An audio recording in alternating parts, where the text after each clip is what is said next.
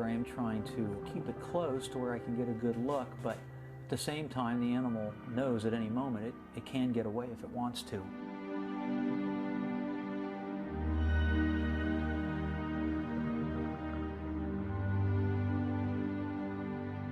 This octopus gets away all too soon.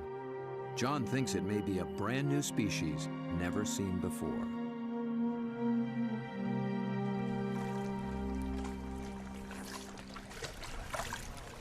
I don't know, Bob. I'm not sure what that is, but it could be a new one.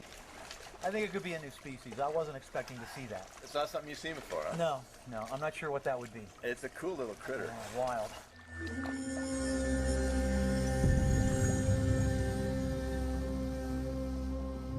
The waters of Sulawesi are full of new discoveries, and one is an octopus designed with a special brand of disguise. It lives in the same waters as the banded sea snake, whose bold stripes announce its potent venom.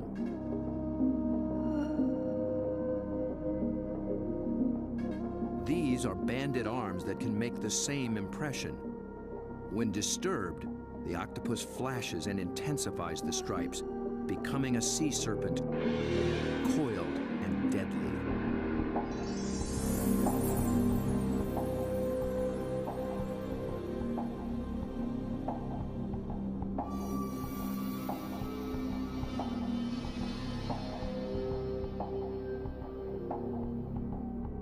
The creature has not yet been named by science, but it is known to be a fraud.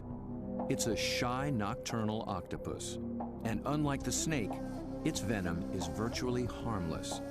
Its stripes are simply a ruse to intimidate would-be predators.